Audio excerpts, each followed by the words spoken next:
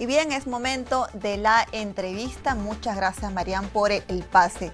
Vamos a conversar acerca de la reforma política y los temas que han quedado pendientes. Y qué mejor con quien presidió esta comisión de alto nivel, el señor Fernando Tuesta Soldevilla. ¿Cómo está usted? Bienvenido a JN Noticias. Dale, buenos días, gracias por la invitación. Gracias a usted, es un gusto tenerlo aquí en el programa. Como usted nos ha presentado su libro, La Reforma Política, en la Feria Internacional del Libro el pasado jueves 3 de agosto. Ahora, usted recopila precisamente en este libro con respecto a las propuestas sobre esta reforma, pero también señala que responde a algunas acusaciones, ¿no? Sobre todo a usted, que lo señalan de todo mal. ¿A qué se refiere precisamente con esas acusaciones que se mencionan en este libro? En los últimos tiempos hay una suerte de narrativa sobre la participación de la Comisión de Alto Nivel para la Reforma Política, que se conformó a fines de diciembre del año 2018 y tuvo 2 meses de trabajo. Por, además, decreto supremo. En 60 días teníamos que evacuar un informe, que es el que se entregó posteriormente. Este informe constaba de 12 propuestas con articulado comprendido, y el gobierno, a través de la PCM, la acoge, y de ellas, de las 12, en realidad presenta 11, descarta lo de bicameralidad, que era nuestra propuesta. Y 6 nada más han sido aprobadas, ¿no? Y 6 se presenta al Congreso, pero en realidad varias de ellas son pasibles de modificaciones que ahora voy a comentar. Pero bueno, derivado de esto vino luego la confrontación, o en medio de la confrontación entre Ejecutivo y Parlamento, y posteriormente la disolución del Parlamento. Entonces, la situación de hoy día, que es también de una gravedad política alta, han comenzado a señalar que la crisis efectivamente de la que vivimos es producto de la reforma. Y ahí hay varias cosas. Uno, la nuestra era una propuesta. Nosotros, los miembros de la comisión, no participamos en ningún tipo de votación, en ningún tipo de aprobación, y eso se encargaba el Congreso. Quien en realidad aprueba es el Congreso. Fue el Congreso de la República del 2016 al 2019. Es aquel Congreso quien aprueba. Y por lo tanto se tiene que ser responsable de lo que aprueba. Además, muchas de estas modificaciones no fueron ni siquiera discutidas y quedaron efectivamente pendientes. Solamente un pequeño listado de lo que se aprobó. Se aprobó modificar y casi eliminar la inmunidad parlamentaria. Se aprobó que los candidatos que tengan sentencias en primera instancia por delitos dolosos no puedan justamente participar en las elecciones. Se aprobó la circunscripción de peruanos en el extranjero. Se aprobó la eliminación de firmas de adherentes, que era en realidad un núcleo de mafia y de corrupción sobre la firma de adherentes, que se pedía hasta 750.000 firmas, concentrándose en comités partidarios y militantes. Se aprobó las primarias abiertas, que lamentablemente se ha suspendido en 2 oportunidades. Y de la misma manera la paridad y alternancia. Esto es lo que se aprobó.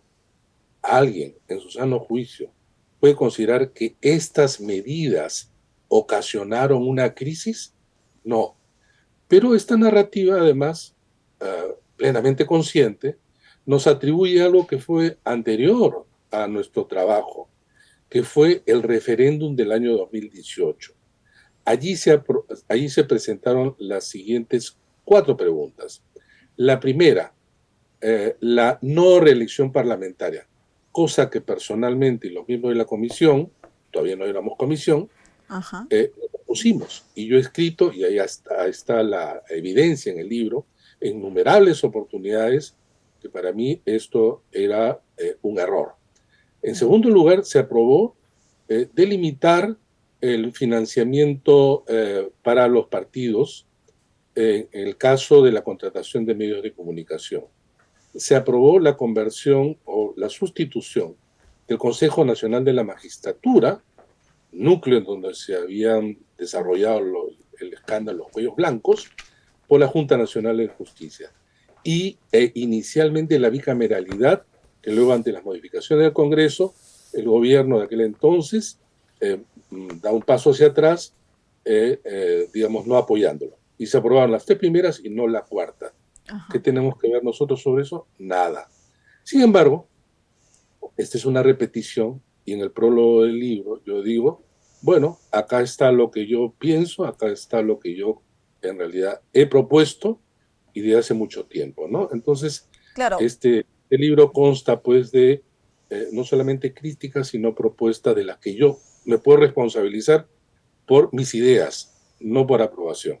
Sí, ¿no? Porque lamentablemente también se ha estado diciendo que la actual crisis política se debe a algunas medidas, ¿no?, de la reforma política, justamente lo que usted ha estado expresando. Entonces, coméntenos, ¿cómo así usted decidió formar parte de esta comisión de alto nivel de la reforma política?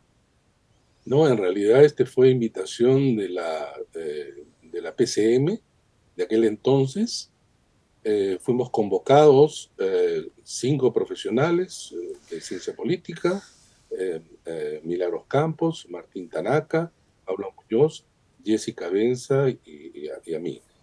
Y se me eh, designó para presidir aquella comisión y tuvimos una secretaria ejecutiva que fue la que posteriormente ministra de Justicia, Ana Neira. En el decreto supremo, además es de manera expresa, este es un trabajo ad honorem y que lo que nos proporcionaron fue una oficina para trabajar. Hicimos el trabajo exactamente en 60 días y esto no ocasionó ningún gasto al erario nacional. Esto que algunos no creen, lo han puesto en cuestión incluso, es exactamente así. No hay nada que demuestre, y además porque era algo que particularmente a mí y a muchos interesaba trabajar. Hemos estado discutiendo esto, y particularmente yo, a lo largo de décadas. Y ese Ajá. libro es testimonio de ese interés, esa preocupación y lo que Ujú. podríamos decir también, en algún caso, si quiere así, aportes a Claro. la reforma.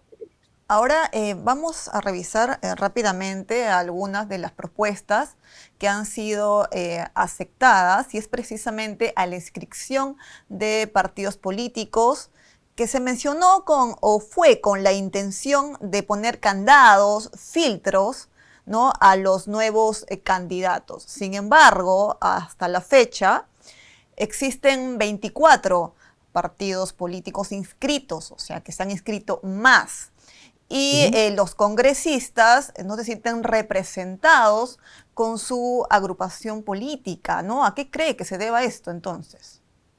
Y es importante esta pregunta por lo siguiente. También se nos ha atribuido que la reforma tenía ese propósito y sin embargo los partidos han crecido en número. Ajá. Bueno, resulta que eh, en el Congreso, en el presente Congreso, solo 9 partidos ingresaron y tienen bancadas parlamentarias. De julio del 2021 ahora se han inscrito en consecuencia como 14 partidos. Eh, la norma que sí se aprobó de modificar los términos de la inscripción eliminaba las listas de adherentes. Esto era en realidad, repito, un núcleo de corrupción. ¿Por qué? Porque nadie en el Perú podía presentar realmente válidas 750.000 firmas. ¿Qué ocurrió? Había un mercado negro de compra de firmas falsas. Y entonces se eliminó esto y se concentró en lo que es el núcleo de un partido. Es decir, el partido tiene que presentar ahora alrededor de 25.000 miembros y militantes distribuidos en comités provinciales. Ese es el núcleo ahora. Pero ¿qué resulta? Ahora está inscrito un número alto de organizaciones que pretenden postular, digamos, en el 2026 o cuando, o si hay alguna fecha de adelanto de elecciones. Entonces, ¿cuál era el segundo filtro para nosotros y que no logran entender muchas personas, incluido en el Parlamento? Eran las elecciones primarias. Claro, ¿no? Las El primer PASO. filtro es las elecciones y las PASO. ¿Por qué? Porque realizadas las PASO, las organizaciones que no alcanzaban el 1.5% de los votos de las PASO simplemente quedaban fuera de la carrera. Y ese es un filtro muy importante, porque pueden conseguir militantes, algunos de ellos solo de manera formal. Estoy seguro que muchas organizaciones solamente colocan nombres, hacen firmar a una persona, pero no son realmente miembros y militantes. Esto, en realidad, se puede de alguna manera observar cuando hicieron elecciones internas los partidos a su manera, el 2021 y para el 2022, en donde solo participaron el 8% de los militantes. En consecuencia, para nosotros, en realidad, esta era una suerte de carrera con vallas.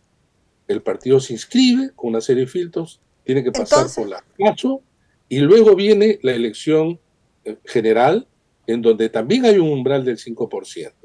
Entonces, termina ingresando al Congreso, al Parlamento, un número menor de partidos. Claro, pero entonces... eso no se entiende. Simplemente se ve el número de inscritos hasta ahora, pero falta todavía los otros dos. Ahora bien, si el Parlamento decide nuevamente suspender o dejar sin efecto, claro, o anular las PASO, allí sí sería un desastre. Exacto, ¿no? Las elecciones primarias que precisamente este domingo se van a realizar en el país vecino, que es Argentina, este domingo 13 de agosto. Doctor, coméntenos, ¿cuáles son las reformas que han quedado entonces pendientes y que son necesarias atender? En primer lugar, y esto es importante, la bicameralidad. Esta es una reforma que no gusta, pero es indispensable. La bicameralidad, bajo un diseño que creemos nosotros estaba en la propuesta de una Cámara de Senadores y Diputados con funciones distintas, pero no solamente la bicameralidad, sino modificar las relaciones entre el Ejecutivo y el Parlamento y que no se llegue a un punto de enfrentamiento como con tanta facilidad llegamos en los últimos tiempos, ¿no? Y pone en cuestión la estabilidad política. Ese es un punto importante que creemos que debe abocarse, porque además tiene a su vez múltiples efectos. Todos los capítulos relacionados a nivel subnacional, de gobiernos regionales y locales, ahí es necesario hacer modificaciones que están allí.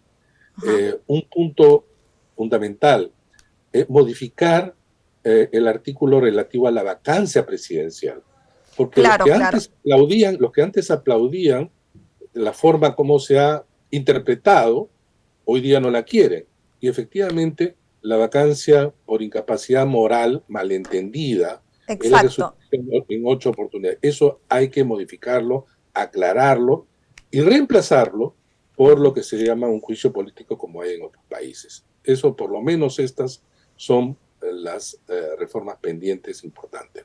Exacto. Muchísimas gracias, doctor, por habernos acompañado. Nosotros nos encantaría seguir conversando con usted, pero lamentablemente el tiempo nos ha ganado. Muy amable por estar el día de hoy aquí con nosotros. Gracias a ustedes por la entrevista. Bien, es momento de ir a una breve pausa, pero quédese porque tenemos más información aquí en JNE Noticias con nuestra compañera Marian Jaure.